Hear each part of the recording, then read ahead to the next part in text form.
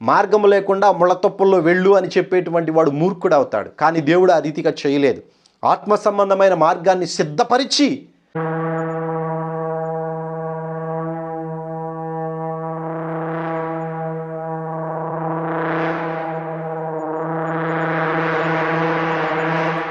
Praise the lord. ప్రభు పేరట మీ అందరికీ వందనాలు. దేవుడు మనకు అనుగ్రహించినటువంటి మహాకృపను బట్టి మరొక పర్యాయము దేవుని యొక్క వాక్యాన్ని మనం ధ్యానించుకోవడానికి మన జీవితాలలో దేవుడు సమయాన్ని అనుగ్రహించారు కనుక ప్రార్థనతోటి ఈ యొక్క వాక్యాన్ని మనం ధ్యానించుకుందాం. ప్రార్థన చేసుకుందాం. ప్రేమ కలిగిన తండ్రి, మహిమ కలిగిన మా యేసు ప్రభువా, మీకు వందనాలు, స్తుతులు, స్తోత్రాలు చెల్లిస్తూ ఉన్నాం.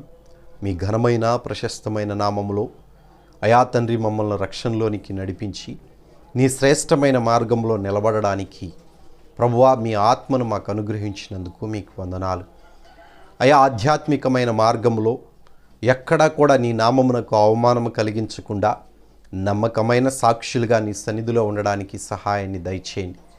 మనుషుల యొక్కయు అయా తండ్రి గర్వమును, మనుషుల యొక్క స్వేచ్ఛను ఆధారము చేసుకొనక నీ ఆజ్ఞలకు లోబడి కేవలం నీ చిత్తమును జరిగించేటువంటి వారిగా మమ్మల్ని నడిపించండి. ప్రభా తండ్రి, ఇదిగో మీ వాక్యమును ధ్యానించడానికి నీ ఎదుటకు మేము వచ్చి ఉండగా మీరు మాతో మాట్లాడండి. అయా శ్రేష్టమైనటువంటి నాయన నీ మాటలు విని సంపూర్ణమైనటువంటి ఆత్మీయ మెలకువలను తెలుసుకోవడానికి సహాయాన్ని దయచేయండి. వీక్షిస్తున్నటువంటి బిడ్డలందరూ కూడా నాయన తండ్రి పరిపూర్ణమైన రక్షణ అనుభవంలోనికి రావడానికి, వారి కుటుంబాలు రక్షింపబడడానికి మీ సహాయమును దయచేయండి. దేవా తండ్రి, మీ వాక్యమును మేము ఏ రీతిగా మా జీవితాలలో అన్వయించుకోవాలో మాకు నేర్పించండి. ఈ ప్రకటన గ్రంథము ద్వారా అనేకులకు నాయన ఇదిగో ప్రభా మీరు తెలియజేస్తూ ఉన్న మీ మాటలను బట్టి మీకు వందనాలు.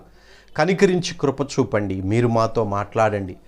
మనుషుల మాటలు, మనుషుల ఆలోచనలు వ్యర్థము, అవి దేవుని చిత్తమును జరిగించవు. కానీ మీరు మాట్లాడితే శ్రేష్టమైన, ఉన్నతమైన, సత్య సంబంధమైన మార్గాన్ని మేము చూడగలం గనుక మీరే మీ వాక్యము ద్వారా మాతో మాట్లాడమని యేసయ్య పుణ్యనామమును అడిగి వేడుకొని ప్రారంభించుకుంటున్నాము తండ్రి. ఆమేన్. మంచిది. ప్రభు పేరట మరొకసారి మీ అందరికీ వందనాలు. ప్రకటన గ్రంథం 5వ అధ్యాయంలో చివరి భాగాన్ని అనగా 9 నుంచి 14 వచనాలలో ఉన్నటువంటి వాక్యాన్ని ఈ దినాన మనం ధ్యానం చేసుకుందాం. ఏమి వ్రాయబడి ఉన్నది ఆ వాక్యములో? యోహాను గారు పరలోకంలో దేవుని సింహాసనమును, ఆ సింహాసనం మీద ఆసీనుడై ఉన్నటువంటి దేవదేవునిని, ఆయన కుడి చేతిలో ఉన్నటువంటి ఆ గ్రంథపు చుట్టను చూసినప్పుడు పరదేశి, దేవుని కుడిపార్శ్వమందున్నటువంటి ఆ పరదేశి యేసుక్రీస్తు ప్రస్తుతం ఉన్నటువంటి ఆ లోకము నుంచి పరలోకానికి వచ్చి యేసుక్రీస్తు తండ్రి చేతిలో ఉన్నటువంటి ఆ గ్రంథపు చుట్టను తీసుకొని ఆయన నిలబడినప్పుడు 4 జీవులు, 24 పెద్దలు, కోట్ల కొలది దూతలు, అక్కడ ఉన్న వారందరూ కూడా ఆయనకు సాష్టాంగపడి ఘనత, మహిమ, ప్రభావములు పొందనర్హుడవు అని చెప్పేసి ఆయనకు సాష్టాంగ నమస్కారం చేశారు. ఆ తరువాత యోహాను గారు చూస్తూ ఉండగా ఎవరైతే పరిశుద్ధుల ప్రార్థనలు పాత్రలుగా, బంగారు పాత్రలుగా పట్టుకొని ఉన్నారో, పరలోకములో చేయబడినటువంటి ఆ 24 పెద్దలు ఎవరైతే ఉన్నారో, దేవునికి గ్రంథాలుగా ఉన్నటువంటి వారు ఎవరైతే ఆ 24 పెద్దలు ఉన్నారో, వారు ఆ గొర్రెపిల్ల దగ్గర సాష్టాంగ నమస్కారం చేసి, ఆ పెద్దలు నీవు ఆ గ్రంథముని తీసుకొని దాని ముద్రలను విప్పుటకు యోగ్యుడవు, నీవు వధింపబడిన వాడవై నీ రక్తమిచ్చి ప్రతి వంశములోనూ, ఆయా భాషలు మాట్లాడు వారిలోనూ, ప్రతి ప్రజలలోనూ, ప్రతి జనములోనూ దేవుని కొరకు మనుషులను కొని మా దేవునికి వారిని ఒక రాజ్యముగాను యాజకులను గాను చేసితివి. ఇక్కడ అర్హత పొందుకోవడానికి, యోగ్యుడవ్వడానికి యేసుక్రీస్తు చేసినటువంటి 2 పనులను దేవుని కార్యాలకు గ్రంథాలుగా ఉన్నటువంటి ఆ 24 పెద్దలు చెప్తూ ఉన్నారు. ఏమి చేశాడు యేసుక్రీస్తు? మొదటిగా నీ రక్తమిచ్చి అంటూ ఉన్నాడు. నీవు వధింపబడిన వాడవై నీ రక్తమిచ్చి అంటూ ఉన్నాడు. ఈ రక్తము వలన మనుషులకు ఏమి మేలు జరిగింది? తర్వాత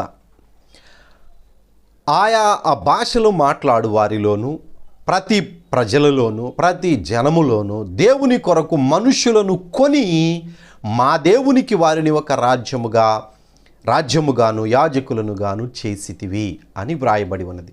2 కార్యాలు దేవుడు చేశాడు. ఒకటి, ఆయన రక్తమును ఇచ్చి మనుషులను కొని దేవునికి ఒక రాజ్యముగా చేశాడు. అది రెండవది. ఒకటేమో ఆయన రక్తం ఇచ్చి మనుషులను కొన్నాడు.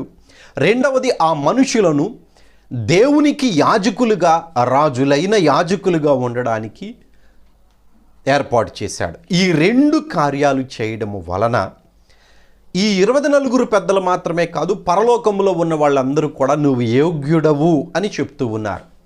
దేవుని చేతిలో ఉన్నటువంటి ఆ గ్రంథమును తీసుకొని రానున్నటువంటి భవిష్యత్తు, ఇక జరగబోయేటువంటి భవిష్యత్తు, ప్రపంచ భవిష్యత్తు, పరలోకపు భవిష్యత్తు, క్రొత్తగా ఏర్పాటు చేయబడేటువంటి నూతన యెరూషలేము, క్రొత్త ఆకాశము, క్రొత్త భూమి, సాతాను నాశనము, వీటన్నిటినీ కూడా జరిగించడానికి యోగ్యుడవు నీవు అని చెప్పేసి ఆ 24 పెద్దలు చెప్తూ ఉన్నారు.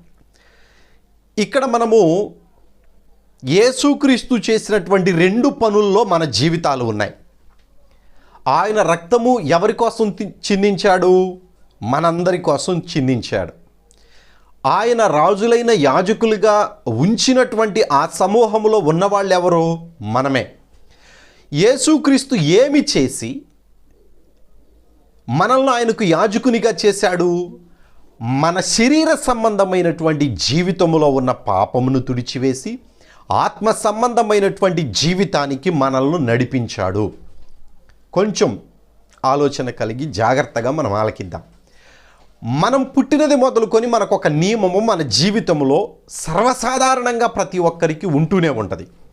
అదేమిటయ్యానంటే శరీర సంబంధమైనటువంటి మనస్సును ఆధారము చేసుకొని నడవడము. ఈ శరీర సంబంధమైనటువంటి మనస్సును ఆధారము చేసుకొని నడవడం మనకి మొదటి నిబంధన. సర్వసాధారణంగా మనకు తెలిసినటువంటి మొదటి నిబంధన.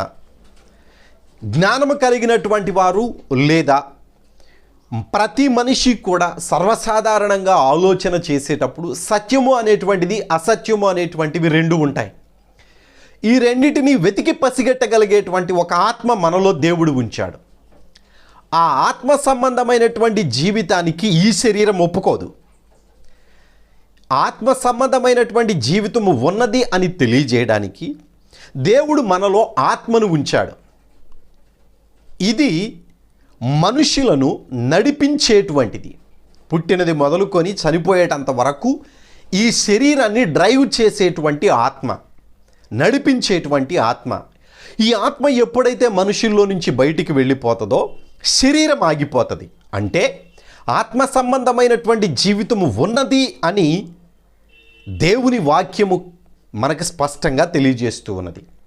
మన జీవితంలో కూడా మనము బ్రతికినంత కాలము ఈ శరీరంలో బ్రతికిన తరువాత మన ఆత్మ మనలో నుంచి వెళ్ళిపోతుందే కానీ ఆత్మకు నాశనము లేదు అనేటువంటిది స్పష్టంగా మనకు అర్థమైనటువంటి సత్యం. అంటే 2 నిబంధనలు మనలో జీవిస్తూ ఉన్నాయి. ఒకటి ఆత్మ సంబంధమైన నియమము, ఒకటి శరీర సంబంధమైన నియమము.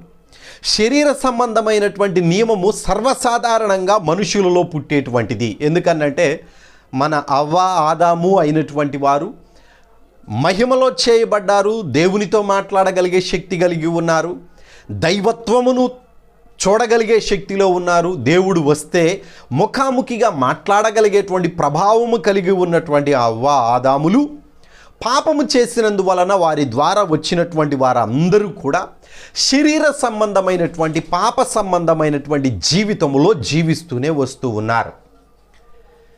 ఇక్కడ పాపము వచ్చినది మొదలుకొని ప్రతి మనిషి కూడా పాప సంబంధే.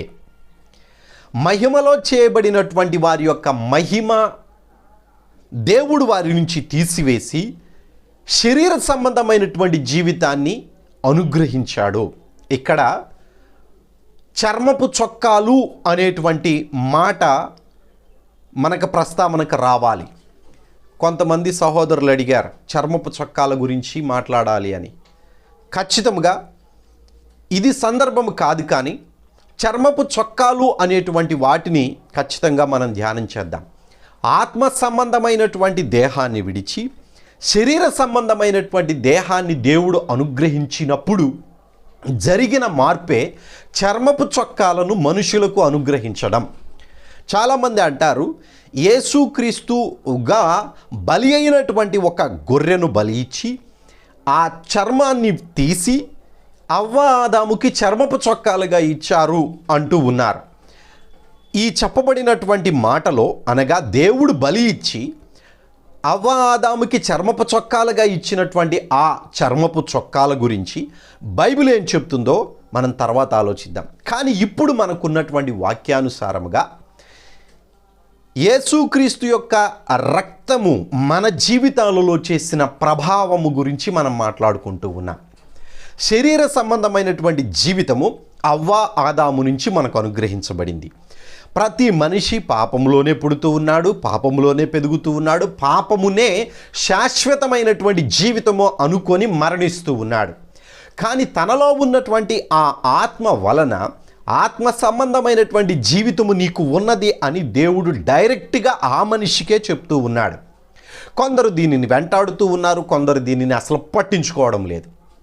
ఇప్పుడు ఆధ్యాత్మికంగా క్రీస్తు దగ్గరకు వస్తూ ఉన్నటువంటి వారే కానీ, ఆత్మానుసారముగా ఆలోచించేటువంటి వారే కానీ, అసలు మన జీవితం ఎందుకు దేవుడు ఈ భూమి మీద ఈ రీతిగా చేశాడు, మనము ఈ 100 సంవత్సరాలు 90 సంవత్సరాలు 70 సంవత్సరాలు 80 సంవత్సరాలు బ్రతికిన తరువాత మన జీవితం ఏమిటి అని ఆలోచించేటువంటి వారికి రెండవ నిబంధన అనేటువంటిది కనబడుతుంది.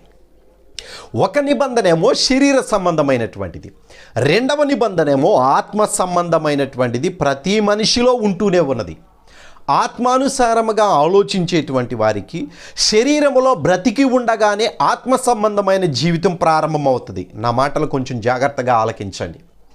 శరీరములో జీవిస్తున్న మనిషి ఆత్మ సంబంధమైన జీవితము గురించి అనగా సత్యము గురించి, చనిపోయిన తరువాత తన యొక్క జీవితమును గురించి ఆలోచించేటువంటి వానికి, దైవత్వమును గురించి ఆలోచించేటువంటి వానికి, నిత్యత్వమును గురించి ఆలోచించేటువంటి వానికి, నీతిని న్యాయమును గురించి ఆలోచించేటువంటి వానికి ఆత్మ సంబంధమైన జీవితం అక్కడే కనబడుతుంది. అనగా క్రీస్తును అంగీకరించినటువంటి వారు జీవించవలసిన ఆత్మీయ జీవితమే ప్రతి మనిషి ఎదుట దేవుడు ఉంచిన జీవితము. ఈ రెండిటిని కూడా దేవుడు జతపరచాడు కనుక, ఈ రెండిటిని కూడా దేవుడు మనిషి ఆ శరీర సంబంధమైన జీవితములో నుంచి ఆత్మ సంబంధమైన జీవితములోనికి రాగలిగే శక్తిని దేవుడు అనుగ్రహించాడు కనుక ఈ పెద్దలు 24 పెద్దలు ఈ మాట చెప్తూ ఉన్నారు. దానిని మనం సర్వసాధారణంగా చదువుకొని వదిలేస్తాం. కానీ అక్కడ ఉన్నటువంటి ఆ మాట ఎందుకు చెప్పారు అని ఒకసారి మనం ఆలోచించినప్పుడు ఆల్రెడీ దేవుడు చేశాడు, యేసుక్రీస్తు చేశాడు. తిరిగి మరలా ఆయనకి ఎందుకు చెప్తున్నారు, ఎందుకు చెప్పవలసి వచ్చింది అనంటే అక్కడ దేవుడు చేసిన ఘనమైన కార్యాన్ని మనకు వివరించడానికి ఆ మాటలు 24 పెద్దలు పలుకుతూ ఉన్నారు. మొదటి నిబంధన శరీర సంబంధమైనటువంటిది. ఈ శరీర సంబంధమైనటువంటి జీవితం అంతా కూడా నాశనము, పాపము, చీకటి, అంధత్వము, దుష్టత్వము, మోసము, అబద్ధాలు, పోకిరి చేష్టలు, వీటన్నిటితో పాప సంబంధమైన ప్రతి పనితో కలిగి ఉన్నటువంటిదే శరీర సంబంధమైన జీవితము. ఈ శరీర సంబంధమైనటువంటి జీవితంలో ఉన్నవారికి ఒక్కొక్కసారి ఆత్మ నువ్వు చేస్తుంది తప్పు అనేటువంటి ఉద్దేశాన్ని కలిగిస్తూ ఉంటుంది. కొంచెం జాగ్రత్తగా ఆలకించండి. మనలో ఉన్నటువంటి మనస్సు, మనలో ఉన్నటువంటి ఆత్మ, హృదయము అని కూడా అంటాం. ఆ హృదయము, మన అంతరంగము మన మీద నిందారోపణ చేస్తూ ఉంటుంది. నువ్వు అన్యాయం చేస్తున్నావు, నువ్వు చేస్తున్నటువంటిది తప్పు, నువ్వు చేస్తున్నటువంటిది సరి అయినటువంటిది కాదు, నువ్వు చేస్తున్నటువంటిది ఎదుటివానికి హాని కలిగించేటువంటిది అని మన అంతరంగం మన మీద నిందారోపణ చేస్తూ ఉన్నప్పుడు ఆత్మ సంబంధమైన పలకరింపు మనకు అర్థము కావాలి. ఆ ఆత్మ సంబంధమైనటువంటి పలకరింపు వచ్చినప్పుడు నీ జీవితము నీ ఎదుట ఎంత భయంకరంగా ఉంటుందో అర్థమవుతుంది. అప్పుడు నువ్వేం చేస్తావు? ఇదిగో ఈ యొక్క మనస్సాక్షి నా మీద నిందారోపణ చేస్తూ ఉన్నది కనుక నేను ఒక బలి అర్పించి ఈ మనస్సాక్షిని శుద్ధి చేసుకుంటాను. అది గొర్రె కానీ, మేకే కానీ, ఎద్దే కానీ, ఏదైనాను సరే నువ్వు అర్పించి, ఇదిగో ఈ అర్పణ ద్వారా నా మనస్సాక్షి స్థిరపడినటువంటి విధముగా నేను ఈ బలి అర్పిస్తున్నాను అని యూదులు అనుకున్నారు. అన్య దేశాలలో ఉన్నటువంటి వారందరూ, ముస్లిమ్స్ కూడా అదే అనుకొని బలులు అర్పిస్తూ ఉంటారు. అన్య దేశాలలో ఉన్నటువంటి అన్యజనులందరూ కూడా పుణ్యకార్యాలు చేయడం వలన మన మనస్సాక్షి, ఇదిగో ఈ గర్జన, మనలో నుంచి వచ్చేటువంటి ఆ రంకెలు, నువ్వు పాపం చేశావు, నీ భర్తను మోసం చేశావు, నీ భార్యను మోసం చేశావు, ఎదుటివానికి హాని చేస్తూ ఉన్నావు, నీ పిల్లలను హింసిస్తూ ఉన్నావు, నీ భర్తని హింసిస్తూ ఉన్నావు, నీ భార్యని హింసిస్తూ ఉన్నావు, నీ దగ్గర పనిచేసే వాళ్ళని హింసిస్తూ ఉన్నావు, అసలు నీ జీవితంలో సరి అయినటువంటి నీతి న్యాయమే కనబట్టం లేదు అని నీ అంతరంగము నీ మీద నిందారోపణ చేసేటువంటి దానిని ప్రక్షాళన చేసుకోవడానికి కొందరు దానాలు చేస్తారు, కొందరు ధర్మాలు చేస్తారు, కొందరు ఎవరైనా కానీ పేదలకు భోజనం పంచిపెడతారు. ఇవన్నీ మంచి పనులే. ఇవన్నీ కూడా కొంత మేరకు మీ శరీర సంబంధమైనటువంటి ఆ మనస్సాక్షిని నిమ్మళపరుస్తాయి. నిజమే, కొంత మేరకు నిమ్మళపరుస్తాయి. శరీర సంబంధమైనటువంటి కార్యాలను నిమ్మళపరుస్తాయి, కానీ ఆత్మను మాత్రము శుద్ధీకరించజాలవు. నా మాటలు జాగ్రత్తగా వినండి. ఆత్మను మాత్రం శుద్ధీకరణలోనికి తీసుకొని రావు. నువ్వు చేసే ధర్మాలు, నువ్వు చేసే దానాలు, నువ్వు ఇచ్చేటువంటి బలులు, నువ్వు చేసేటువంటిది ఏదైనాను కానీ నీ శరీర సంబంధమైనటువంటి దానిని మాత్రమే శుద్ధీకరిస్తాయి కొంత మేరకు. కానీ మరలా నువ్వు తిరిగి పాపము చేసినప్పుడు, నువ్వు మరలా తిరిగి పాపపు కార్యాలు జరిగించినప్పుడు మొదటి పాపము కూడా నీ మీద ఒక మూటగా పెట్టబడి ఉంటుంది. మొదటి నుంచి నువ్వు చేసిన ప్రతి పాపము కూడా మరలా నిన్ను వెంటాడుతూ ఉంటుంది. ఆ భారము నీ నుంచి తొలగిపోదు. ఇశ్రాయేలీలు దేవునికి మందిరము కట్టించినది మొదలుకొని, ఐగుప్తు దేశము నుంచి వాళ్ళు బయలుదేరినది మొదలుకొని, అంతకు ముందు నుంచి వారు పితరులు కూడా, అబ్రహాము మొదలుకొని వారి పితరులందరూ కూడా ఈ బలులు అర్పించేటువంటి వారు. మీకు అర్థం కావడానికి ఇంకొంచెం దగ్గరగా చెప్తూ ఉన్నాను. బలులు అర్పించినటువంటి అబ్రహాము మొదలుకొని యేసుక్రీస్తు వరకు కూడా బలులు అర్పించిన బలులన్నీ కూడా వారి శరీరమును శుద్ధీకరణ చేయడానికి మాత్రమే, అనగా తాత్కాలికమైనటువంటి శుద్ధీకరణకు మాత్రమే వాళ్ళు బలులు అర్పించారు. ఎడ్ల యొక్కయు మేకల యొక్కయు చదువుతూ ఉన్నాను. హెబ్రీయులకు రాసినటువంటి పత్రిక 9వ అధ్యాయము 13వ వచనాన్ని చదువుతున్నాను. ఏలయనగా మేకల యొక్కయు ఎడ్ల యొక్కయు రక్తము మైలపడిన వారి మీద ఆవు దూడ బూడిద చల్లుటయు శరీర శుద్ధి కలుగునట్లు వారిని పరిశుద్ధపరచిన ఎడలా అంటూ ఉన్నాడు. అంటే ఇక్కడ వాళ్ళు అర్పించినటువంటి బలులు శరీర సంబంధమైనటువంటి వాటిని, అనగా శరీరమును శుద్ధీకరణ చేయడానికి మాత్రమే ఉపయోగపడుతూ ఉన్నాయి అని చెప్తూ ఉన్నాడు. కొంచెం జాగ్రత్తగా ఆలోచించండి. అది ఒక్క యూదులకు మాత్రమే కాదు, యావత్తు ప్రపంచంలో ఉన్న ప్రతి మనిషికి కూడా ఆ మొదటి నిబంధన అనేటువంటిది పరిపూర్ణతలోనికి తీసుకొని రాలేదు. అనగా నువ్వు చేసే ధర్మాలు, దానాలు, నువ్వు అర్పించేటువంటి బలులు, నువ్వు చేసేటువంటి ఏవి కూడా నిన్ను పరిపూర్ణతలోనికి తీసుకొని రావు. నీ శరీరాన్ని శుద్ధీకరించడానికి మాత్రమే పనిచేస్తాయి. నువ్వు మరలా తిరిగి పాపము చేసినప్పుడు మరలా దాన ధర్మాలు చెల్లించవలసి ఉన్నది.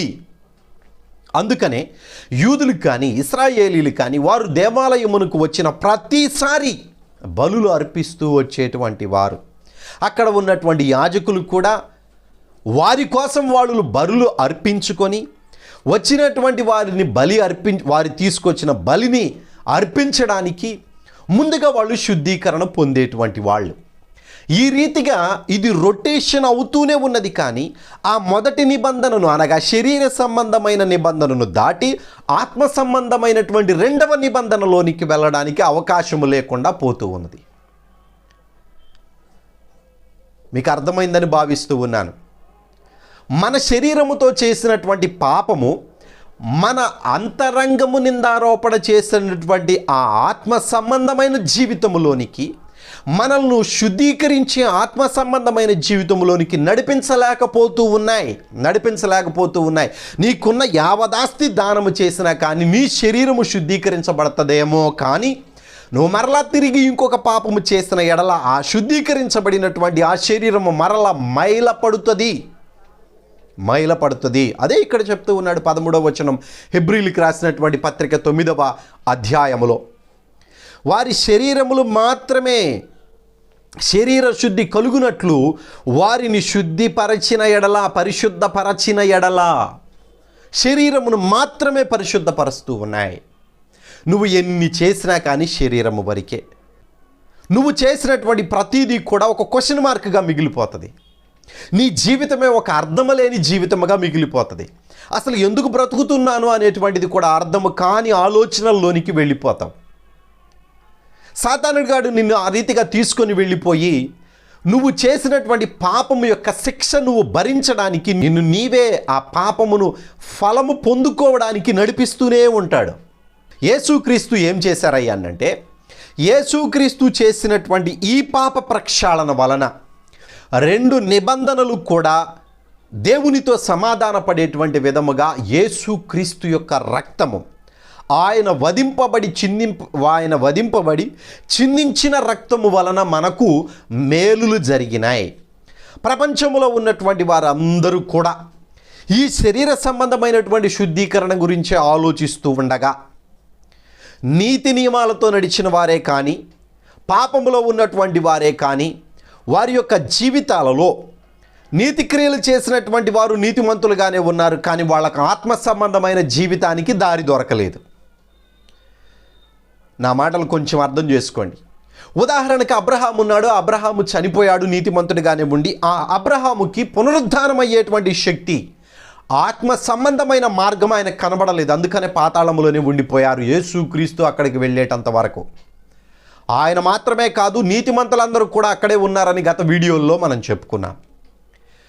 యేసుక్రీస్తు మాత్రమే ఆ కార్యమును ఎందుకు చేయగలిగాడయ్యా అనంటే ఏమంటున్నారో చూడండి. మరొకసారి చదువుతున్నాను. ఆ పెద్దలు, నీవు గ్రంథమును తీసుకొని దాని ముద్రలు విప్పుటకు యోగ్యుడవు, నీవు వధింపబడిన వాడవై నీ రక్తమిచ్చి వధింపబడిన వాడవై అని ఎవరికి చెప్తున్నారు? ఒకసారి ఆ మాటను ఆలోచించండి. నీవు వధింపబడిన వాడవై అని ఎవరికి చెప్తున్నారండి? ఎవరైతే వధింపబడ్డాడో ఆ యేసుక్రీస్తుగా చెప్తున్నాడు. అంటే ఆయన పునరుద్ధానుడయ్యాడు అని అర్థం. నీవు వధింపబడ్డావు, నువ్వు చనిపోయావు, నీ రక్తం అంతటిని దారబోసావు అని చనిపోయినటువంటి ఆ వ్యక్తికి చెప్తున్నారు అనంటే ఆయన మరలా తిరిగి లెగవగలిగిన శక్తి కలిగిన వాడు అని అర్థము. అంటే భూమి మీద ఉన్నవాడు కాదు, ఈయన పరలోకము నుంచి భూమి మీదకి వెళ్ళిన వాడు కనుక ఈ పరలోకమునకు రావడానికి ఆ మార్గమునే ఆయన సిద్ధపరిచిన వాడు అని అర్థం. మరలా చెప్తున్నాను, పరలోకము నుంచి భూమి మీదకు వచ్చినటువంటి యేసుక్రీస్తు పరలోకమునకు ఎట్లాగూ వెళ్ళాలి అనేటువంటి మార్గమును తీసుకొని వచ్చాడు. ఆయన ఒక్క రక్తము చిందించడానికే రాలేదు, ఆయన వధింపబడడానికి మాత్రమే రాలేదు. వచ్చేటప్పుడు ఆ పరలోకమునకు ఈ మొదటి నిబంధనలో మగ్గిపోతూ ఉన్నటువంటి మనుషులను ఆత్మ సంబంధమైన ఆ మనుషులకు అర్థము కాని ఆత్మ సంబంధమైన లోకమును చూయించడానికి, ఆ మార్గములో నడిపించడానికి యేసుక్రీస్తు ఒక మార్గాన్ని తీసుకొని వచ్చాడు. యాకోబు ఒక దర్శనాన్ని చూశాడు. ఒక మెట్లు ఆకాశమునకు వేయబడి ఉన్నాయి, దూతలు పైకి క్రిందకు తిరుగుతూ ఉన్నాయి. ఎవరైనా కానీ దర్శనాన్ని ఆలోచించినట్లయితే ఆ వంశములో పుట్టినవాడే ప్రభువైన యేసుక్రీస్తు. పరలోకము నుంచి మార్గమును భూమి మీదకి తీసుకుని వచ్చాడు. పరలోకము నుంచి దిగి వచ్చిన దూతలు మరలా భూమి మీద నుంచి పరలోకమునకు వెళ్ళడానికి ఒక దారిని సిద్ధము చేశాడు యేసుక్రీస్తు. కొంచెం ఒకసారి ఆలోచించండి. ఇక్కడ యేసుక్రీస్తు వధింపబడినటువంటి వాడు మాత్రమే భూమి మీద కనబట్టలేదు, పరలోకము నుంచి మార్గమును భూమి మీదకి ఏర్పాటు చేశాడు. ఇప్పుడు అంధత్వములో, పాపములో, శాపములో, శరీర సంబంధమైనటువంటి నియమములో ఉన్న మనుషులకు ఆత్మ సంబంధమైనటువంటి మార్గము కనబడింది. Okay, right.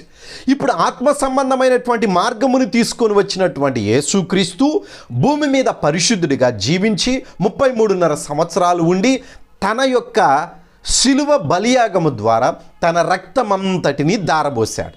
కొంచెం జాగ్రత్తగా వినండి. రక్తమంతటిని దారబోసి భూమి మీద ఉన్న మనుషులందరూ కూడా, పుట్టిన ప్రతి వాళ్ళు, పుట్టబోయే ప్రతి వాళ్ళు, నీతిమంతులుగా జీవించి చనిపోయినటువంటి వారికి కూడా, వాళ్ళు ఆల్రెడీ లెక్క పరిపూర్ణమైపోయింది, వాళ్ళు పరదేశికి వెళ్ళిపోయారు. మీకు అర్థం కావడానికి చెప్తూ ఉన్నాను. యేసుక్రీస్తు రాక మునుపు నీతిమంతులుగా ఉన్న వాళ్ళందరూ కూడా లెక్క సరిచేసి యేసుక్రీస్తు వాళ్ళని తీసుకొని పరదేశికి వెళ్ళిపోయాడు. అక్కడ నుంచి పుట్టినటువంటి వారే కానీ, ఆ కాలంలో బ్రతికి ఉన్నటువంటి వారే కానీ, ఎవరైనాను సరే, ఆదాము వంశములో పుట్టిన వారు ఎవరైనాను, ఏ దేశస్థుడైనను సరే, పరలోకమునకు ఆత్మ సంబంధమైనటువంటి 2వ నిబంధనలోనికి మనము వెళ్ళడానికి ఖచ్చితముగా ఈ మార్గమే అవసరము. పరలోకము నుంచి భూమి మీదకి తెచ్చిన ఈ మార్గమే అవసరము. దీనిలోనికి మనం వెళ్ళాలి. అందరము అంటాం మోక్షానికే వెళ్ళాలండి, పరలోకానికే వెళ్ళాలండి, పరలోకంలో వెళ్ళకపోతే నరకం అగ్నిగుండం అని చెప్తూ ఉన్నారు కదండి. ఆ అగ్నిగుండం గురించి అన్ని గ్రంథాలు బోధిస్తూ ఉన్నాయి కదండి. మోక్షము, పరలోకము అనేటువంటి దాని గురించి కూడా అన్ని గ్రంథాలు చెప్తూ ఉన్నాయి కదండి అని చాలామంది వాళ్ళ అంతరంగంలో ఉన్న మాటను వ్యక్తపరుస్తూ ఉన్నారు. చనిపోతే మోక్షానికే వెళ్ళాలండి అని. అయితే మోక్షానికి వెళ్ళడానికి అడ్డమేమిటి? మొదటి నిబంధనలోనే నువ్వు చనిపోతే, అనగా నీ శరీర సంబంధమైనటువంటి ఆ నిబంధనలోనే చనిపోతే, ఆత్మ సంబంధమైన జీవితాన్ని మొదటి నిబంధనలో ఉండి నువ్వు కనుగొనకపోతే, వెతకకపోతే, సత్యాన్ని గ్రహించకపోతే, ఆత్మీయ జీవితమును నువ్వు చూడకపోతే, నువ్వు ఎన్నటికీ కూడా ఆత్మ సంబంధమైన జీవితంలోనికి రావు. అందుకనే నీవు పుట్టినది మొదలుకొని సత్యము నిన్ను వెంటాడుతూ ఉన్నది. నీవు పుట్టినది మొదలుకొని నీతి న్యాయము నీలో దేవుడు వ్రాస్తూనే వచ్చాడు. దానిని పట్టుకున్నట్లయితే ఎప్పుడో నువ్వు ఆత్మ సంబంధమైన మార్గాన్ని చూడగలిగేవాడివి. అట్లా వెతికిన వాళ్ళే మెల్కీషెదెకు కానీ, హానోకు కానీ, నోవహు కానీ, అబ్రహాము కానీ, వీళ్ళందరూ కూడా వారిలో వ్రాయబడుతున్న నీతి న్యాయాన్ని వెతికి పట్టుకొని దేవునిని కనుగొని ఆత్మ సంబంధమైన మార్గంలో నడిచిన వారే. ఇప్పటికైనా నువ్వు పోయినదేమీ లేదు. బ్రతికి ఉన్నటువంటి మనందరము కూడా ఆత్మ సంబంధమైన మార్గంలోనికి వెళ్ళడానికి మనలో దేవుడు వ్రాస్తూ ఉన్నటువంటి ఆ నీతిని మనము పాటించాలి, సత్యాన్ని మనము పాటించాలి. ఆ సత్యమును, ఆ నీతిని మనం వెతికినప్పుడు ఈ యేసుక్రీస్తే కనపడతాడు. నేనే మార్గము, సత్యము, జీవమని చెప్పిన ఆ యేసుక్రీస్తే కనపడతాడు. ఆయనే పరలోకము నుంచి భూమి మీదకి వచ్చిన వాడికి ఎవడూ లేడు, భూమి మీద ఎవరు లేరు. మనము మొదటి నిబంధన సంబంధమైనటువంటి ఈ యొక్క తిరిగి పాపములో పడేటువంటి ఈ జీవితము నుంచి ఆత్మ సంబంధమైన జీవితంలోనికి వెళ్ళడానికి మన అంతరంగము, మన ఆత్మ పరిశుద్ధమైన రక్తము చేత శుద్ధీకరించబడాలి. అదేంటండి? ధర్మశాస్త్ర ప్రకారం ఎడ్ల యొక్కయు మేకల యొక్కయు రక్తము వలన అవి కూడా మనల్ని శుద్ధీకరిస్తాయని చెప్పేసి చెప్పబడింది కదా. నువ్వు మనిషివి, నువ్వు చేసినటువంటి పాపమునకు ఆత్మ లేని గొర్రె, మేక, ఎద్దు చనిపోయినందువలన సరిపోల్చబడుతుందా? 1 కేజీ బంగారం పెట్టి 1 కేజీ దూది పెడితే సరిపోతుందా?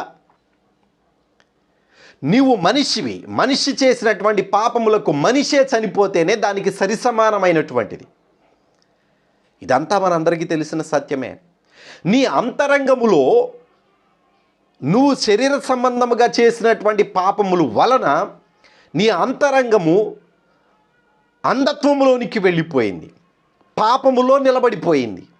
శుద్ధీకరణ లేదు, పాప ప్రక్షాళన లేదు. దానిని శుద్ధీకరించడానికి, పాపము నుంచి విడుదల కలిగించడానికి, నీ పాపములను భరించగలిగే నీతిమంతుడే నీ అంతరంగాన్ని శుద్ధీకరించగలడు. ఆయన కూడా పరిశుద్ధుడై ఉండాలి. ఎవరున్నారండి? ఒక్క యేసుక్రీస్తు తప్ప. ఆయన వస్తూ ఆత్మ సంబంధమైన మార్గాన్ని తీసుకొని వచ్చి మన కోసం ఆయన రక్తమంతటిని చిందించి మన అంతరంగాన్ని శుద్ధీకరించడానికి రక్షణను మన దగ్గరకు తీసుకొని వచ్చాడు. అయిపోయిందా? మన రక్షణ పొందినట్టేనా? ఏం పొందలేదండి. మన దగ్గరకు రక్షణ వచ్చింది, కానీ మనమేం చేయాలి అనంటే మన అంతరంగమును శుద్ధీకరించుకోవడానికి మొదట నిబంధన సంబంధమైనటువంటి అనగా శరీర సంబంధమైనటువంటి మన పాపములను చంపివేసి ఇక మీదట పాపము చేయకుండా ఆ పాపం అంతటిని కూడా విడిచిపెట్టి ఇక మీదట పాపము చేయకుండా ఆత్మ సంబంధమైన మార్గములో అడుగు పెట్టవలసిన వారమై ఉన్నాం. లేదండి నా పాపాలతోనే నేను ఈ ఆత్మ సంబంధమైన మార్గంలో నేను ప్రయాణం చేస్తాను అని అంటే నీకంటే పాపాత్ముడు ఇంకొకడు ఉండడు అని బైబిలే చెప్తా ఉంది. నువ్వు వేషధారివి అని చెప్తా ఉంది, మోసగాడివి అని చెప్తా ఉంది, పనికిమాలిన వాడివి అని చెప్తా ఉంది, అక్రమము చేయువాడివి అని చెప్తా ఉంది. ఆ వచనాలన్నీ బైబిల్లో ఉన్నాయి, మనందరికీ బాగా తెలుసు. అంటే పాపమును విడిచిపెట్టి దేవుడు మనల్ని రమ్మంటున్నాడే కానీ పాపముతో రమ్మంటలేదు. అంటే మొదట నిబంధన సంబంధమైనటువంటి దానిని పరిపూర్ణముగా విడిచిపెట్టి ఆత్మ సంబంధమైన మార్గంలోనికి రావాలి అని అంటే పసిపిల్లలుగా మనం మార్చబడాలి. అందుకు దేవుడు మనల్ని కొన్నాడు, విలువ కలిగినటువంటి ఆ యొక్క రక్తమిచ్చి మనల్ని కొన్నాడు. జాగ్రత్తగా అర్థం చేసుకోండి. కొరింథీయులకు రాసినటువంటి పత్రిక 6వ అధ్యాయం 20వ వచనంలో వ్రాయబడి ఉన్నది. అక్కడ విలువ పెట్టి కొనబడిన వారు గనుక మీ దేహముతో దేవునిని మహిమపరచుడి అంటూ ఉన్నాడు. అంటే మీ దేహములో ఇంతకు ముందు చేసినటువంటి ఆ పాపపు కార్యాలు ఉన్నవే ఇక మీదట వాటిని చేయబాకండి. మీ దేహముతో కూడా దేవునిని మహిమపరచండి. ఇక మీదట ఆత్మ సంబంధమైన 2వ నిబంధన ప్రారంభమైనది. మనకు అర్థం కానిది మన అంతరంగం మన మీద నిందారోపణ చేస్తూ ఉండగా మన అంతరంగానికి సమాధానము చెప్పలేని మన పాపపు కార్యాలకు ఇక్కడ ప్రక్షాళన దొరికింది. యేసుక్రీస్తు రక్తము వలన మన పాపములు మన పాపములని కొట్టివేయబడి తీసివేయబడి ఇక ఎన్నటికీ కూడా పాపము జోలితో మనకు లేకుండా దేవుడు చేశాడు. కానీ మనమేమి చేయాలి? మరలా తిరిగి ఆ పాపం వైపు చూడకుండా మన దేహముతో కూడా దేవునిని మహిమపరచవలసిన వారమై ఉండాము. అప్పుడు మాత్రమే ఆత్మ సంబంధమైన జీవితంలో ముందుకు నడుస్తాం. ఒక పక్కన నువ్వు పాపం చేస్తా, బైబిల్ తీసుకొని ప్రార్థనకి వెళ్ళినా, కానుకలు ఇచ్చినా, ఏది చేసినా, ఉపవాస ప్రార్థనలు చేసినా, కన్నీటి ప్రార్థనలు చేసినా ఉపయోగము ఉండదు. సహోదరి సహోదరుడా, ఆ భయంకరమైనటువంటి జీవితము నువ్వు విడిచిపెట్టాలనే దేవుడు కోరుకుంటూ ఉన్నాడు. దాన్నే వేషధారణ జీవితం అన్నారు. నీ అంతరంగముతో పాటు నీ శరీరము కూడా దేవునిని మహిమపరిచేదిగా ఉండాలి అనేటువంటిదే దేవుని యొక్క ఉద్దేశము. అయితే ఇక్కడ 5వ అధ్యాయములో ఆ పెద్దలు చెప్తూ ఉన్నటువంటి ఆ మాట ఏమిటయ్యానంటే నీ రక్తమిచ్చి ప్రతి వంశములో అంటూ ఉన్నారు. ఎవరికి చెప్తూ ఉన్నారు? ఆ యేసుక్రీస్తుకే చెప్తూ ఉన్నారు.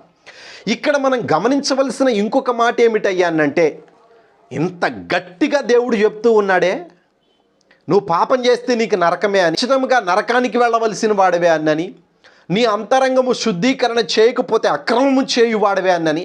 అసలు ఈ శాసనం రాసింది ఎవరు? ఈ శాసనం రాసింది ఎవరు? పాప ప్రక్షాళన అనేటువంటిది ఇచ్చి ఎవరైతే మనల్ని ఈ భూమి మీద జీవింపజేస్తూ ఉన్నాడో ఆ దేవుడే రాశాడు. మనకు ఒక నిబంధన పెట్టారో, పాపము చేస్తే శిక్ష విధిస్తాను అని ఎవరైతే మనకు ఒక నిబంధన పెట్టారో, ఇప్పుడు ఆయన మార్గం చూపించకుండా మనం ఎట్లా వెళ్తాం? మీకు అర్థం కావటానికి ఒక మాట చెప్తానండి. అడవిలో ఒక దారి ఉంటే ఆ దారిలో గుండా అందరూ వెళ్ళడానికి ప్రయత్నం చేస్తారు. అసలు దారే లేకుండా, అడవిలో దారే లేకుండా క్రూర మృగాలు, పాములు, భయంకరమైన జంతువులు ఉన్నటువంటి ఆ అడవిలో గుండా నువ్వు వెళ్ళు అని చెప్పేసి ఒక మనిషిని పంపించేటువంటి నాయకుడు ఎవడైనా ఉన్నాడు అనంటే వాడు అజ్ఞాని అని పిలుస్తాం. ఎందుకనంటే మార్గం లేకుండా ఎట్లా వెళ్తాం? ఒక జనాంగాన్ని నడిపించడానికి, ఒక కుటుంబాన్ని నడిపించడానికి మార్గం ఉండాలి. ఆ మార్గము లేకుండా ఇదిగో నువ్వు ఈ మొళ్ళల్లో పడి వెళ్ళిపో, ఈ అడవిలో పడి వెళ్ళిపో, ఈ సముద్రం దాటి వెళ్ళిపో అని చెప్పేసి చెప్పగలిగేటువంటి వాడు అజ్ఞానా కాదా? దేవుడు కూడా అదే అంటున్నాడు. ఆత్మ సంబంధమైనటువంటి జీవితంలోనికి రావడానికి, శరీర సంబంధంలో ఉన్నటువంటి వారిని దేవుడు ఆత్మ సంబంధంలోనికి పిలవడానికి మార్గము సిద్ధపరిచి మనకి చెప్పాలి. దేవుడు అదే చేశాడు. ఆయన వస్తా ఆత్మ సంబంధమైన మార్గాన్ని సిద్ధపరచి వచ్చి మనకు ఈ యొక్క మాటలు చెప్తూ ఉన్నాడు. ఇదిగో మీరు పాపమును విడిచిపెట్టి పరిపూర్ణమైన ఆత్మ సంబంధమైన జీవితంలోనికి రండి అని. దేవుడు మార్గము లేకుండా మనల్ని ఏమీ బలవంతం చేయట్లా. దేవుడు ముందు మనకు ఆత్మ సంబంధమైన మార్గాన్ని సిద్ధపరచకుండా ఆయన వచ్చి మనకేం ఆంక్షలు విధించటంలా, నరకాన్ని విధించలా, ఖచ్చితంగా మనకు మార్గాన్ని సిద్ధపరిచాడు.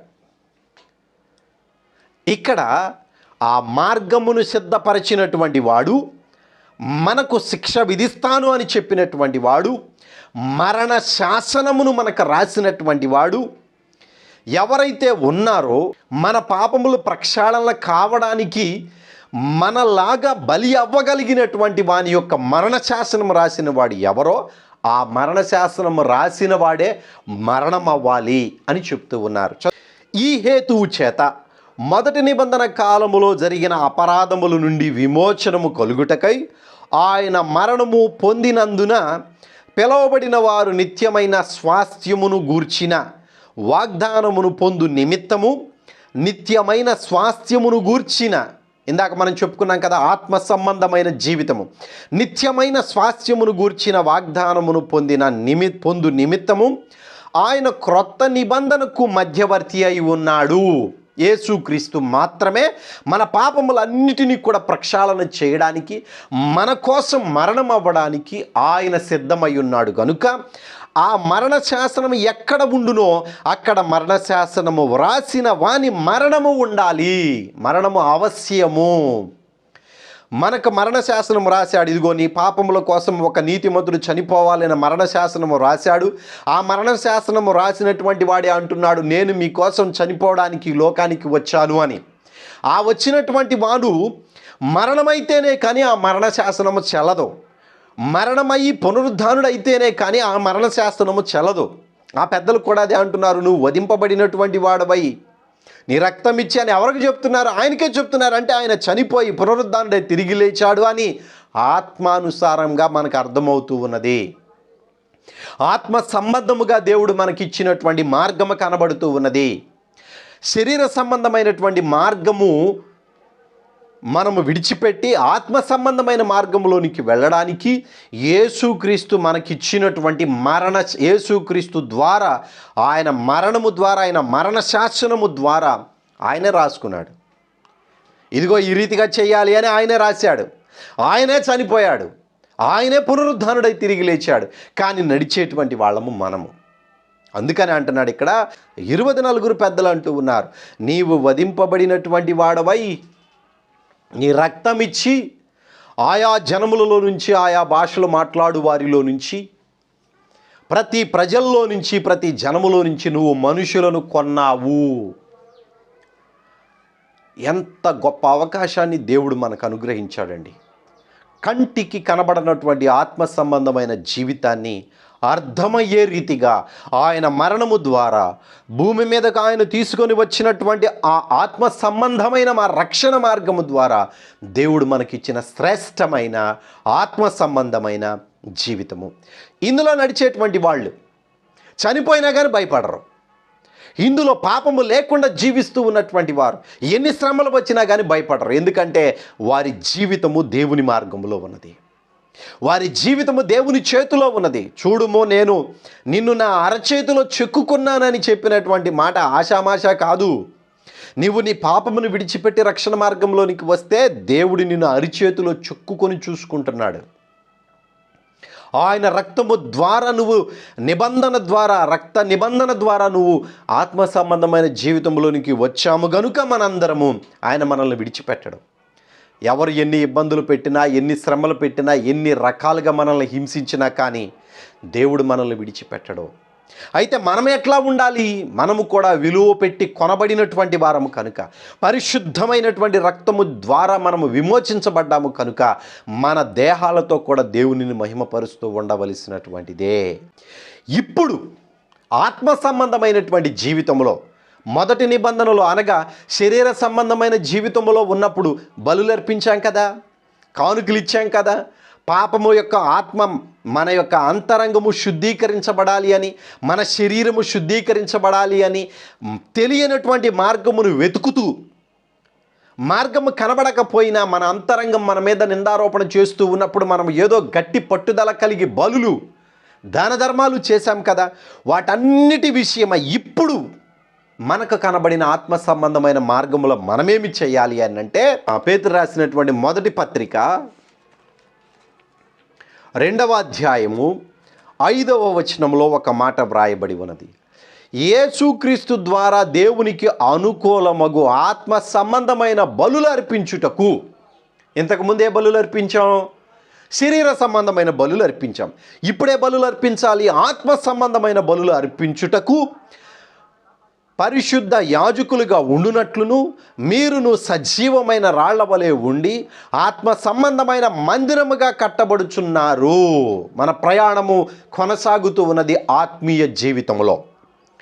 ఆత్మ సంబంధమైన జీవితంలో మనం నడుస్తూ ఉండగా ఆత్మ సంబంధమైన రాళ్ల వలె మనము ఉండి, ఇక్కడ అంటున్నాడు చూడండి, సజీవమైన రాళ్ల వలె ఉండి, మీరు సజీవమైన రాళ్ల వలె మార్చబడి, మన శ్రమలలో కష్టాలలో దేవుడు మనల్ని విడిచిపెట్టకుండా దేవుని యందు ఉన్నతమైనటువంటి నమ్మకాన్ని పొందుకోవడానికి ఆయన మన జీవితాలలో చేసినటువంటి మేలుల ద్వారా విశ్వాసమందు బలపడి దేవునికి ఒక మందిరముగా కట్టబడుతూ ఉన్నటువంటి రాళ్లల్లో సజీవమైన రాళ్లుగా మనం ఏర్పరచబడాలి అని దేవుడు మనల్ని సిద్ధపరుస్తూ సరిదిద్దుతూ ఇబ్బందుల కొలిమిలో నుంచి శుద్ధ సువర్ణముగా తీస్తూ భూమి మీద బ్రతుకు దినములన్నిటిలో కూడా నీతిని మనము కనబరుస్తూ క్రీస్తును మన జీవితాలలో కనబరుస్తూ జీవిస్తూ ఉండగా ఆత్మ సంబంధమైన మందిరముగా మనము కట్టబడుచు ఉన్నాము.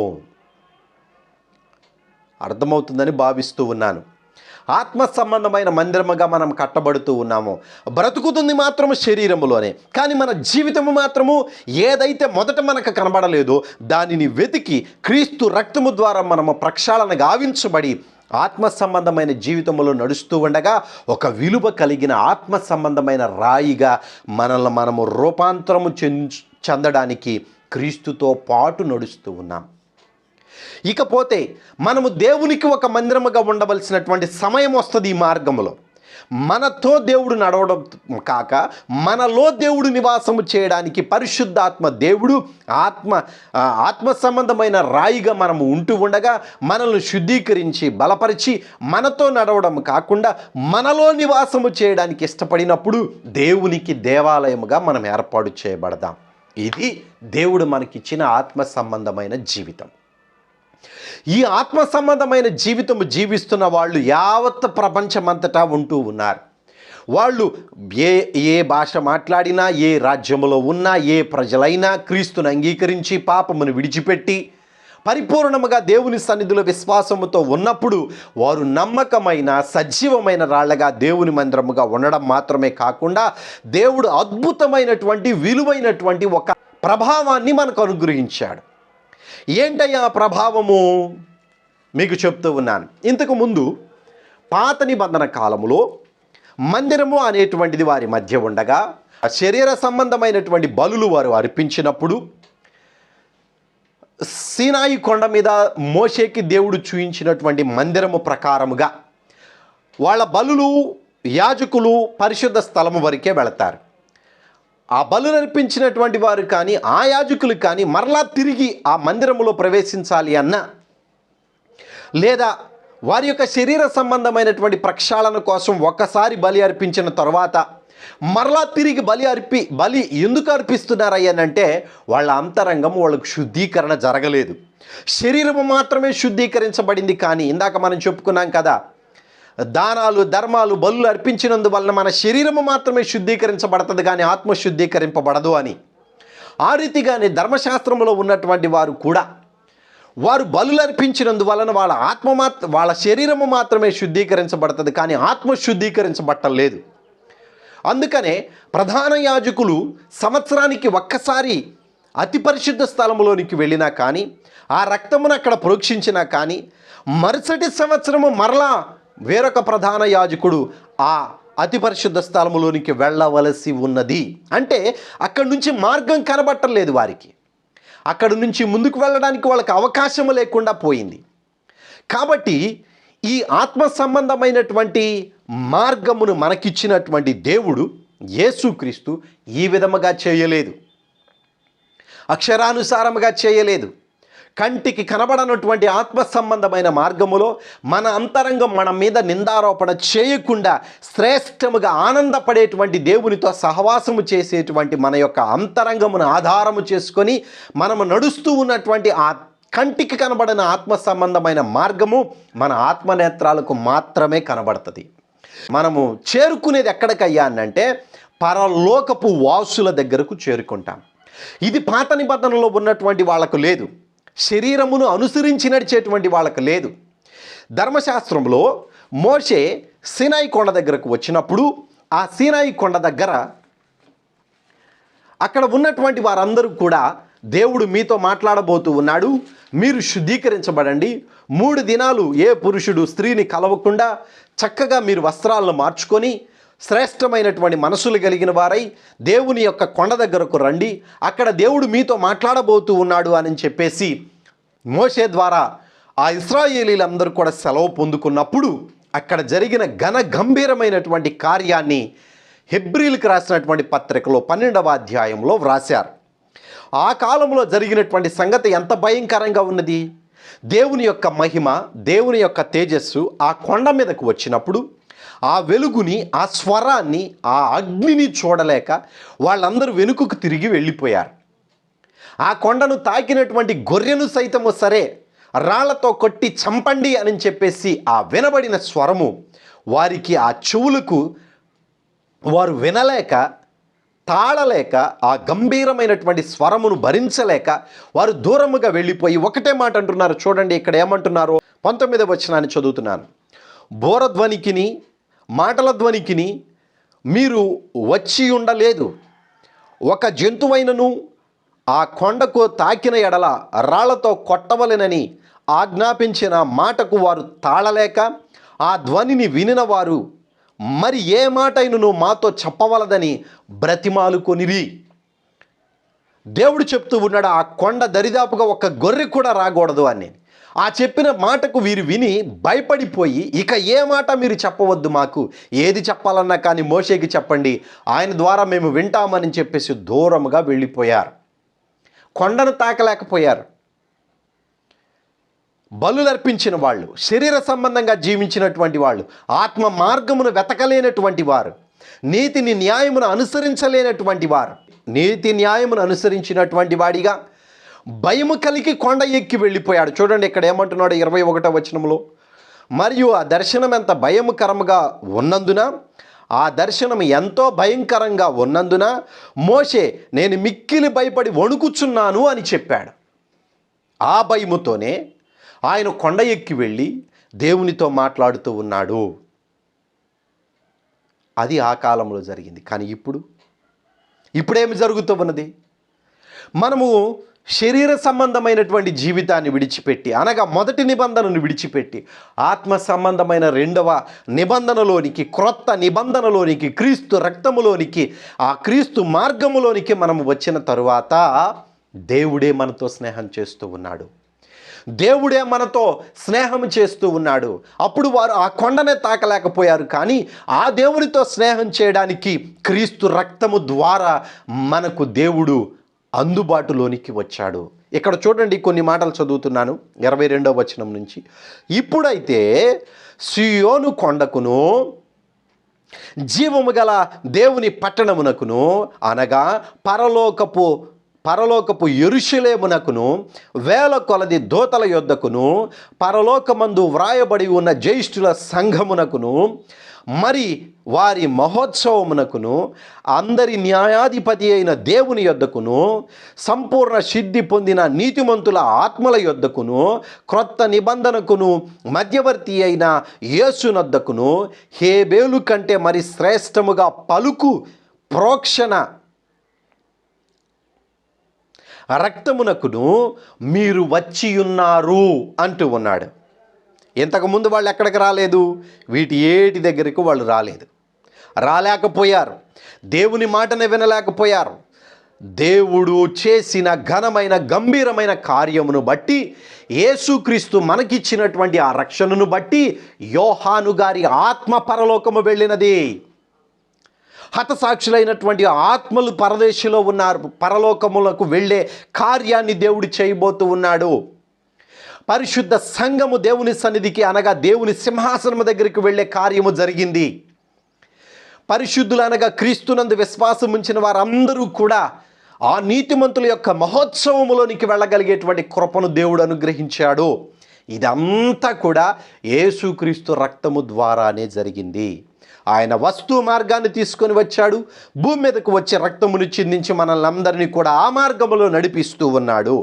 ఆ మార్గములో నడిచిన వారందరికీ కూడా దేవునిని చూసే భాగ్యము దొరికింది, దేవుని మాటలు వినే కృప దొరికింది, పరలోక ప్రవేశము దొరికింది, పరలోకములో నివాసము చేసేటువంటి జీవితము దొరికింది, హతసాక్షులైనటువంటి వారి ఆత్మలను చూడగలిగేటువంటి కృప దొరికింది. యోహాను గారు అవన్నీ చూసే కదా మనకు రాసింది. ఈ గొప్ప భాగ్యం మొదటిగా పొందుకుంది యోహాను గారే కదా. ఇంత శ్రేష్టమైన ఆత్మ సంబంధమైన జీవితము ఒక్క యోహాను గారికి మాత్రమే కాదు, యావత్తు ప్రపంచంలో ఉన్న ప్రతి క్రీస్తుని అంగీకరించిన వాళ్ళందరికీ అనుగ్రహించబడింది. ఇది దేవుడు మనకు అనుగ్రహించిన గొప్ప భాగ్యం. అది చెప్తున్నారు 24 పెద్దలు. నీవు చేసిన ఈ ఘన గంభీరమైన కార్యమును బట్టి మా దేవునికి నీవు మనుషులను కొని ఒక రాజ్యముగాను యాజకులనుగాను చేసితివి అని చెప్తూ ఉన్నారు. ధర్మశాస్త్ర ప్రకారం ఏది జరగలేదో, దేవుని స్వరాన్ని వినడానికినే వాళ్ళు చెవులు వినలేక ఏ రీతిగా వెనుకకు తిరిగి వెళ్ళిపోయారో దానిని దాటి, శరీర సంబంధమైనటువంటి దానిని, అక్షర సంబంధమైనటువంటి దానిని దాటి ఆత్మ సంబంధమైన మార్గములోనికి ఆత్మ సంబంధమైన మార్గంలో మనం నడుస్తూ ఉండగా దేవుడు మనకు అనుగ్రహించిన ఉన్నతమైనటువంటి రాజ్యము, యేసుక్రీస్తుతో పాటు పరలోకములో నివాసము చేయగలిగే కృప కొంతమంది పొందుకున్నారు. హతసాక్షి అయితే మనము కూడా పొందుకోవచ్చు. పరిశుద్ధమైన ప్రవర్తన కలిగి సర్వసాధారణమైన మరణము చెందిన కానీ పరలోకములో ఆ భాగ్యాన్ని మనం పొందుకోవచ్చు. దేవుడు ఆత్మ సంబంధమైన మార్గాన్ని ఇవ్వడానికి భూమి మీదకి వచ్చాడు. అందుకనే ఆ 24 పెద్దలు వచ్చాయా, నీవు వధింపబడిన వాడివై నీ రక్తమిచ్చి ప్రతి వంశములోను, ఆయా భాషలు మాట్లాడు వారిలోను, ప్రతి ప్రజలలోను, ప్రతి జనములోను దేవుని కొరకు మనుషులను కొని, ఆ పాపములో ఉన్నటువంటి శరీర సంబంధమైన మనుషులను వాళ్ళ పాప ప్రక్షాళన జరిగించి వారిని పరిశుద్ధపరచి నీతి మార్గములో నడిపించి ఇదిగో ఒక రాజ్యముగా నువ్వు సిద్ధపరిచావు.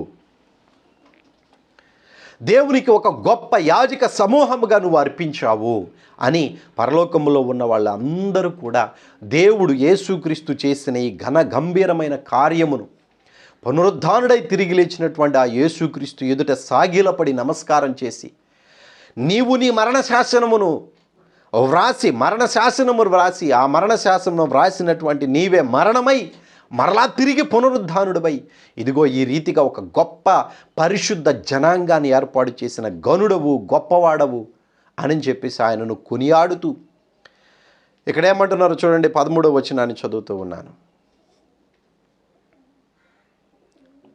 11 నుంచి చదువుతున్నాను.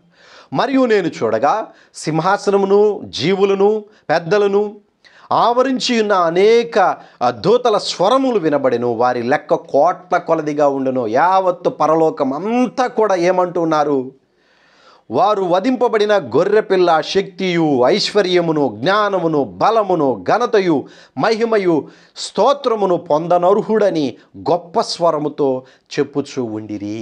వారందరూ కూడా పరలోకము నుండి నూతన యెరూషలేమునకు వెళ్ళడానికి దేవుడు ఏర్పాటు చేసిన, యేసుక్రీస్తు ఏర్పాటు చేసిన ఆ మార్గమును, ఆత్మ సంబంధమైన మార్గమును నువ్వు ఇచ్చావయ్యా అని అందరూ కూడా దేవునిని స్తుతించి గణపరిచి ఆరాధిస్తూ ఉన్నారు.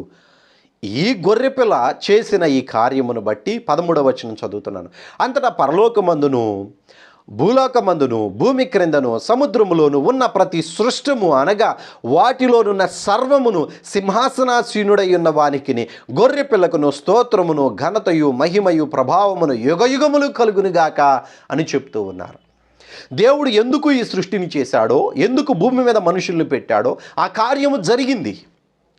యేసుక్రీస్తు ఆ కార్యమును జరిగించాడు కనుక దేవుడు యేసుక్రీస్తుని ఇద్దరిని కూడా వారు ఘనపరుస్తూ మహిమపరుస్తూ ఉన్నారు. ఆ గొర్రెపిల్ల దేవుని సింహాసనం దగ్గర ఉండి దేవుని చేతిలో ఉన్న గ్రంథపు చుట్టను తీసుకొని ఇక జరిగించబోయేటువంటి కార్యములను చేయబోతూ ఉండగా అందరూ కూడా ఆయనను స్తుతించి గణపరిచి ఆరాధిస్తూ ఉండగా ప్రకృతి కూడా ఆయనను స్తుతించి ఆరాధించి గణపరుస్తూ ఉన్నది. ప్రకృతి స్తుతించడం ఏంటండి? ప్రకృతికి ఆత్మ ఉన్నదా? ప్రకృతికి మనకలాగా ఏమన్నా మనసు ఉన్నదా? ఇక్కడ ఏమంటున్నాడు చూడండి, ప్రతి సృష్టము అనగా వాటిలోనున్న సర్వమును అంటూ ఉన్నాడు. భూమి, ఆకాశము, సూర్యుడు, చంద్రుడు, నక్షత్రాలు, సముద్రము, వాటిలో ఉన్నవి అన్నీ కూడా దేవునిని స్తుతిస్తూ ఉన్నాయి. ఎందుకు స్తుతిస్తూ ఉన్నాయి? అవి ఏ రీతిగా స్తుతించగలవు? వాటికి ఉన్న నియమము ఒక్కటే, దేవుని యొక్క చిత్తము తెలుసు. ఆ చిత్తము తెలుసుకున్నవి కనుకనే సముద్రమునకు అడ్డుకట్టగా దేవుని మాట ఉన్నది. ఆ దేవుని మాటను బట్టే అది దాటి అవి బయటికి రావటం లేదు. సూర్యుడు, చంద్రుడు, నక్షత్రాలు సమస్తము కూడా దేవుని చిత్త ప్రకారముగా ఆ కక్షలలోనే తిరుగుతూ ఉన్నాయి. అవి దాటి బయటికి వెళ్ళవు. దేవుడు వాటికి నియమించిన నిబంధన అది. 4వ అధ్యాయములో ప్రకటన గ్రంథము 11వ వచనంలో 24 పెద్దలు ఏమంటున్నారు? ఆ 24 పెద్దలు సింహాసనమునందు ఆసీనుడై ఉన్న వాని ఎదుటను సాగిలపడి యుగయుగములు జీవించుతున్న వానికి నమస్కారం చేయుచు, ప్రభువా మా దేవా, నీవు సమస్తమును సృజించితివి, నీ చిత్తమును బట్టి అవి ఉండెను, దానిని బట్టియే సృష్టింపబడిన గనుక నీవే ఘనత మహిమ ప్రభావములు పొందనర్హుడు అని చెప్తూ ఉన్నారు. యావత్తు సృష్టి దేవుని చిత్తమునకు తల వంచుతుంది. ఒక్క మనిషే దేవుని చిత్తాన్ని లెక్క చేయకుండా తిరుగుతూ ఉన్నాడు. యావత్తు సృష్టి కాలములు వాటిలో జీవిస్తూ ఉన్నటువంటివి గ్రహాలే కానీ, సూర్యుడే కానీ, చంద్రుడే కానీ, పాలపొంతలే కానీ, ఆకాశమే కానీ దేవుని మాటకు ఖచ్చితముగా లోబడి ఉన్నాయి. అవన్నీ కూడా ఎందుకు దేవునిని స్తుతిస్తూ ఉన్నాయ్యా ఇప్పుడు అనంటే, ఆదాము గారి వలన నేల శపించబడింది. ఆదాము గారి వలన నేలలో ఉన్న సమస్తము శపించబడ్డాయి. అందుకనే అవన్నీ కూడా ఏమి చేస్తూ ఉన్నాయ్యా?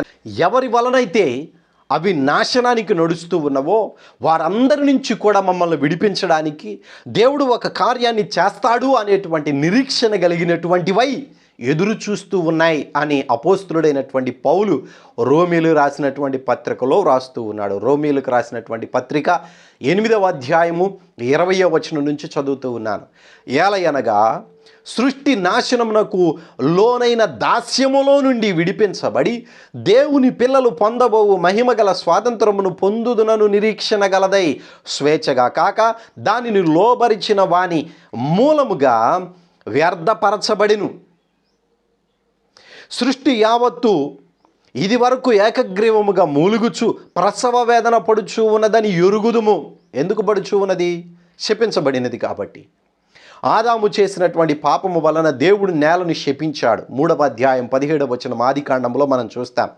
ఆ శపించబడినటువంటి భూమి మూలుగుతూ దేవుని చిత్తానుసారముగా జరిగించడానికి దేవుడు సమర్థుడు అని ఎరిగి ఆ సమయం ఆసన్నమై ఉన్నది కనుక ప్రకటన గ్రంథం 5వ అధ్యాయంలో ఇక దేవుడు ఆ దేవుని బిడ్డల యొక్క ప్రత్యక్షత అక్కడ రాయబడి ఉన్నది. దేవుని కుమారుల ప్రత్యక్షత కొరకు సృష్టి మిగుల ఆశతో ఎదురు చూస్తూ ఉన్నది. అంటే వారు వచ్చినప్పుడు ఈ భూమి తొలగించబడుతుంది, పరిశుద్ధుల యొక్క పరిపాలనలో ఉండబోతుంది, నన్ను సృష్టించిన వాడు నన్ను ఏలబోతూ ఉన్నాడు, నాకు ప్రక్షాళన జరుగుతుంది అనేటువంటి ఆశ కలిగి ఎదురు చూస్తూ ఉన్నది. అప్పటి వరకు కూడా ఏం చేస్తూ ఉన్నదంట? ఏకగ్రీవముగా మూలుగుచు ప్రసవ వేదన పడుచు ఎదురు చూస్తూ ఉన్నది అని చెప్పేసి వ్రాయబడి ఉన్నది. ప్రసవ వేదన పడుచు మూలుగుచు ఉన్నది అనేటువంటి సంగతి మనందరికీ తెలుసు. ఆదాము గారి ద్వారా వచ్చిన శాపము వలన ఆ భూమి సృష్టి మూలుగుతూనే ఉన్నది. దేవుని కుమారులు పొందబోయేటువంటి ఆ యొక్క ప్రత్యక్షతను, దేవుని కుమారుల ప్రత్యక్షతను చూచినప్పుడు సృష్టి ఎంతో సంతోషముతో ఆనందముతో ఆ దేవుడు తనను సృష్టించినటువంటి దేవుని పరిపాలనలో ఉండబోతూ ఉన్నది అనేటువంటి ఆ దేవుని చిత్తాన్ని ఎరిగినటువంటిదై ఈ పరలోకములో ఉన్న వాళ్ళందరూ స్తుతిస్తూ ఉండగా భూమియు దానిలోనున్న సమస్తమును కూడా దేవునిని మహిమపరుస్తూ ఆరాధిస్తూ ఉన్నాయి. ఇది దేవుడు ఆ 5వ అధ్యాయంలో పెద్దల ద్వారా మనకు తెలియజేసిన సత్యం. 1-2 సార్లు వినండి. శరీర సంబంధమైనటువంటి జీవితంలో నుంచి ఆత్మ సంబంధమైన జీవితంలోనికి తీసుకొని రావడం మాత్రమే కాక మన కోసము మన పాపములను భరించి మన స్థానములో బలి అవ్వడానికి వచ్చిన యేసు క్రీస్తు ఏ శాసనాన్ని అయితే రాశాడో ఆ శాసనము రాసినటువంటి వాని మరణం అవశ్యము కనుక ఆయన మన కోసం మరణించి ఆత్మ సంబంధమైన మార్గమును మన ముందు ఉంచాడు. ఇక మీదట నడవవలసింది మనమే ఆ మార్గంలో. పరిశుద్ధాత్మ దేవుని ఆధ్వర్యంలో నడవలసినటువంటిది మనమే. కనుక దేవుడు ఆ ముద్రను తీసుకొని ఉన్నప్పుడు ఇది అంతా కూడా దేవుడు సిద్ధపరచి కార్యమును జరిగిస్తూ ఉన్నాడు. ఇందాక చెప్పాను కదా, మార్గం లేకుండా ముళ్ళతొప్పల్లో వెళ్ళు అని చెప్పేటువంటి వాడు మూర్ఖుడు అవుతాడు. కానీ దేవుడు ఆ రీతిగా చేయలేదు. ఆత్మ సంబంధమైన మార్గాన్ని సిద్ధపరిచి ఆయన కార్యాన్ని జరిగించబోతూ ఉన్నాడు. సృష్టికి తీర్పు తీర్చబోతూ ఉన్నాడు. యావత్ ప్రపంచానికి తీర్పు తీర్చబోతూ ఉన్నాడు. సాతానుని అగ్నిగుండంలో పడవేయబోతూ ఉన్నాడు. ఇవన్నీ కూడా జరగబోతూ ఉన్నాయి. తెగుళ్ళు, శ్రమలు, ఇవన్నీ కూడా దేవుడు చేయడానికి ముందు ఒక మార్గాన్ని మనకు సిద్ధపరిచే చేస్తూ ఉన్నాడు. కనుక సృష్టి కూడా దేవునిని స్తుతించి ఘనపరిచి మహిమపరుస్తూ ఉన్నది. సో అంత శ్రేష్టమైన కృపను దేవుడు మనకు అనుగ్రహించినందుకు మనం నిర్లక్ష్య వైఖరితో కాక దేవుడు మనకిచ్చినటువంటి ఆత్మను ఆత్మ సంబంధమైన జీవితంలోకి నడిపిస్తూ వెలగలిగినటువంటి రాళ్ల వలె మార్చబడుచు పరిశుద్ధాత్మ దేవుని ఆధ్వర్యంలో దేవునికి మందిరముగా ఉండాలి అని దేవుడు ఆశపడుతూ ఉన్నాడు. కనుక ఆ రీతిగా నడిపింపబడడానికి దేవునికి మనల్ని మనం సమర్పించుకుందాం. మీ అందరికీ వందనాలు. సెలవు తీసుకుందాం.